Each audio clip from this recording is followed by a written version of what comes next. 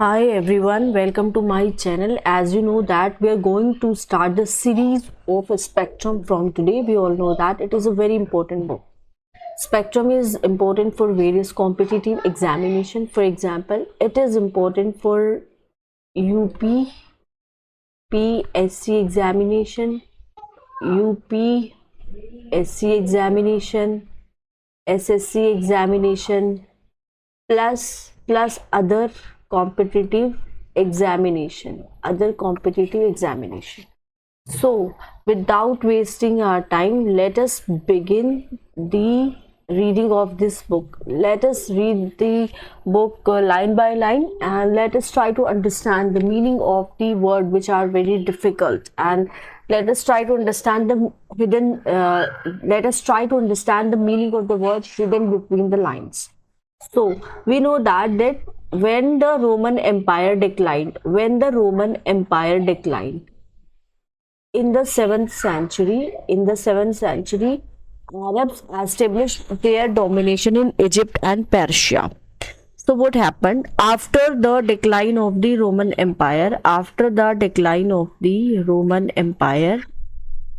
Roman Empire, they basically established their domination in Egypt and Persia.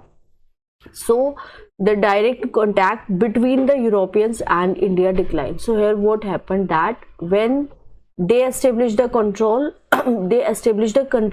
in Egypt and Persia, here what happened, that direct contact uh, between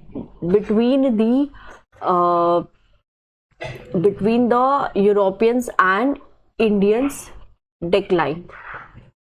The easy accessibility to Indian commodities like spices, silk, and various precious stones was greatly affected. We all know that ये जो European लोग थे, they were dependent for various commodities. Like for example, they used to buy spices from India, they used to buy silk from in India.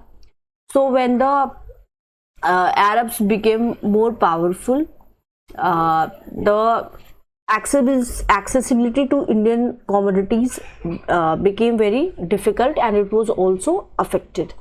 What happened in 1453? That in 1453, Constantinople, it fell to the Ottoman Turks. Constantinople fell to the Ottoman Turks, and the area of the Red Sea trade route, it was a state monopoly from which Islamic rulers earned tremendous revenues. I hope that you are understanding what I am trying to explain here.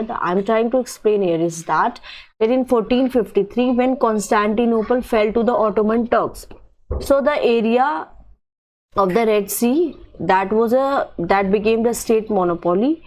Here Islamic rulers tried to earn tremendous revenues from this area because it was their monopoly.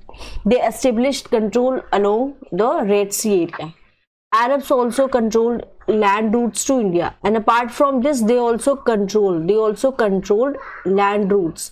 तो यहाँ पे हम देख सकते हैं कि अरब का किस किस पे कब्जा था. एक तो सी रूट पे भी इनका कब्जा था. किस पे? आपका सी रूट पे अरब्स का कब्जा था, सी रूट पे, प्लस आपका यहाँ पे आ गया था लैंड रूट पे भी इनका कब्जा था. Alright, now 15th century, it was a century in which the spirit of Renaissance began in Europe. Spirit of Renaissance began in Europe. We all know that Europe was a very backward area. It was a very backward. Many countries in Europe were basically very backward. They were practicing their religions, their mindsets were also orthodox. So prosperity also grew when there were technological advancement. Then prosperity also started growing, and with it the demand for oriental luxury goods also increased. So what happened? There was a Prince Henry. He was the Prince of Portugal. What he did? His nickname was the Navigator. In the Treaty of Tordesillas in 1494, rulers of Portugal and Spain They divided the non-Christian world between them by the imaginary line. So there was a treaty in 1494. The rulers of Portuguese and Spain, they came, and what they did, that they divided the non-Christian world. The non-Christian world means that those countries where Christianity was not practiced. So they divided this area between them by an imaginary line in the Atlantic. In the Atlantic, some 1,300 miles west of the Cape Verde Island. Portugal could claim and occupy everything to the east. Everything that was to the east was the monopoly of the Portugal, and everything that was to the west was the monopoly of the Spain. So basically this was the agreement between these two nations. Now from trading to ruling. Vasco da Gama, he was a Portuguese and he came to India in 1498. So Vasco da Gama, led by Gujarati pilot, the name of the pilot was Abdul Majid. Vasco da Gama came at Calicut, and the ruler of Calicut at that time was Zamorin, or we can also say that Samutri was the ruler of Calicut in 1498. Now Arab traders who had a profitable business on the Malabar coast. Arab trader had a profitable business on the Malabar coast of the Indian region. They were participants in the Indian Ocean, and there were many countries that were basically engaged in trading activities. For example, Arabs were there, Africans were also there from the east coast, then Chinese, Javanese dealt with Pedro Alvarez Cabral to trade for spices. After negotiating, the Portuguese established a factory at Calicut. After negotiating,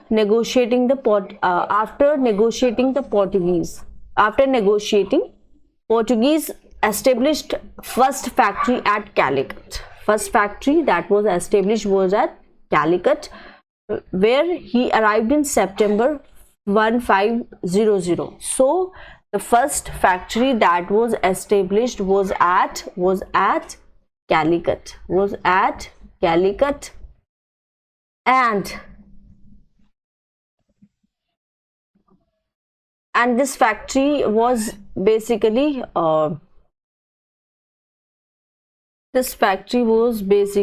established by Vasco da Gama at Calicut. Vasco da Gama set up a trading factory at Calicut. Cananore and Cochin became the Portuguese important trade centers. Important trade centers were what? Cananore and Cochin. Now what happened next? Next came in picture, the person who came in picture was Francisco de Almeida.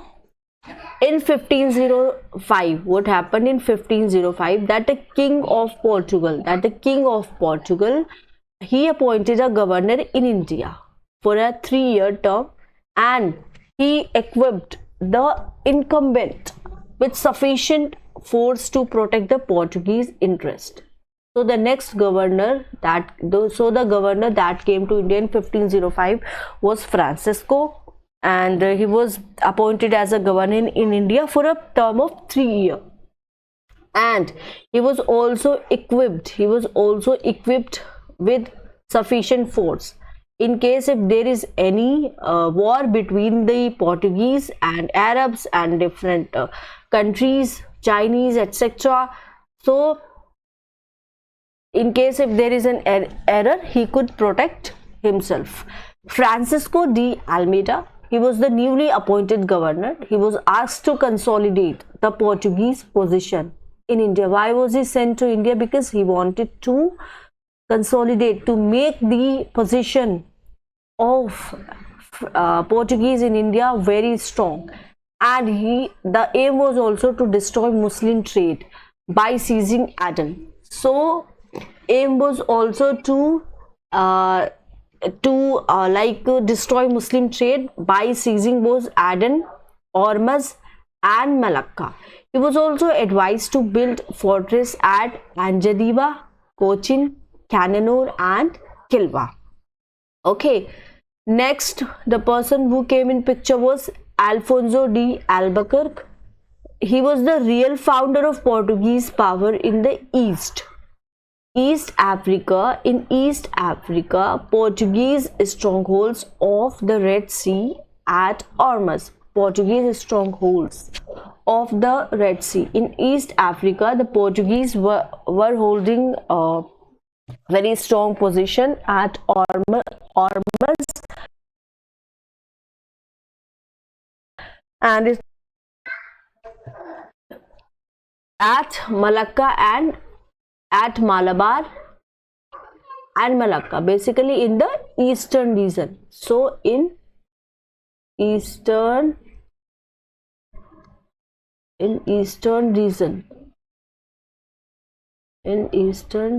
region.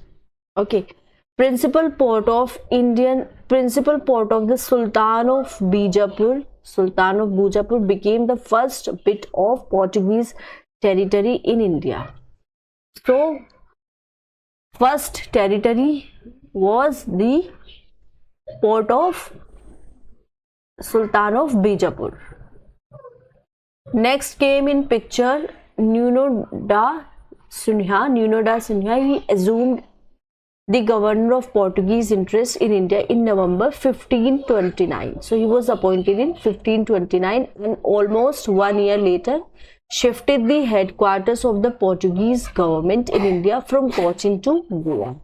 So this is very important point to remember, that the Portuguese government headquarters was shifted to Goa. From which place? From Cochin. From Cochin to Goa. From which place? From Cochin to Goa. Okay. So it was shifted from Cochin to Goa. In 1529, Bahadur Shah of Gujarat, the ruler of Gujarat at that time was Bahadur Shah. During his conflict, he was having a conflict with the Mughal Emperor Humayun. So there was a rivalry between Bahadur Shah and Humayun. Secured help from the Portuguese by ceding to them in 1534. So Bahadur Shah made an alliance with the Portuguese, and what he did, he secured their help and revenues. He also promised them a base in DU. So he also promised them to give a base at DU. It is a union territory. However, Bahadur Shah's relation with the Portuguese became sour. After the conflicts between Bahadur Shah and Portuguese, Humayun withdrew from Gujarat in 1536. Favorable conditions for Portuguese. This was the beginning of the favorable conditions for Portuguese. And what were the favorable conditions? That Gujarat, it was ruled by the powerful Sultan. The name of the Sultan was Mahmud Begada. Portuguese had cannons placed on their ships. Okay, that's why. Portuguese state. 60 miles of coast around Goa. 60 miles of coast around Goa. Portuguese established military posts and settlements on the east coast at Santhome in Chennai and Nagapattinam in Tamil Nadu. So basically in Chennai, in Tamil Nadu, and established military posts on the east coast. Yeah, in Chennai and in Tamil Nadu, the Portuguese, they established their military post. Treaties were also signed between Goa and the Sultan of Deccan in 1570. Portuguese always had a role to play in successive battles for the balance of power between Vijayanagar and the Deccan Sultans. It means that there was a rivalry between Vijayanagar and the Sultans of Deccan. So, Portuguese were playing a very important role. Why they were playing a very important role and what was their role, we will understand this topic also. So, there were rivalry between Vijayanagar and Deccan Sultans and between the Deccan and Mughals, between Vijayanagar VD and DM, okay, VD and DM, and between Mughals and Maratha MM, VD DM MM, VD DM and MM, VD DM and MM. Portuguese administration in India. So Fazenda is responsible for revenues and the cargoes and dispatch of fleets. He was responsible for revenues and the cargoes and dispatch of fleets. Religious policy of the Portuguese. They were very intolerant to the Muslims because they hated Muslims and their motive was to promote the Christianity. Portuguese lost favor with the Mughal.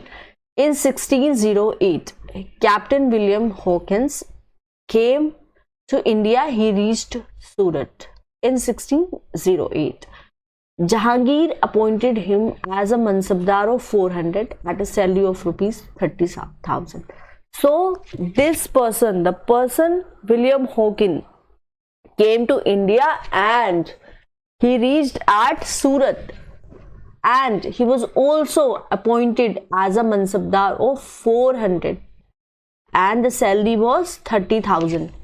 In November 1612, English ship, the name of the ship was Dragon, under Captain Best, and a little ship, the Oceander, successfully fought a Portuguese fleet. Okay. Capture of Hooghly. Based on an imperial farman 1579, Portuguese had settled down on a river bank which was a short distance from Satgaon in Bengal, and they later migrated to Hooghly. So Portuguese they got settled at which place? They got settled down on a river bank which was located at a very short distance from Satgaon. It was in Bengal and later migrated to Hooghly. It was in June 24, 1632 that Hooghly was seized. Bengal governor becomes Qasim Khan. So the Qasim Khan was the governor of Bengal at that time. Okay.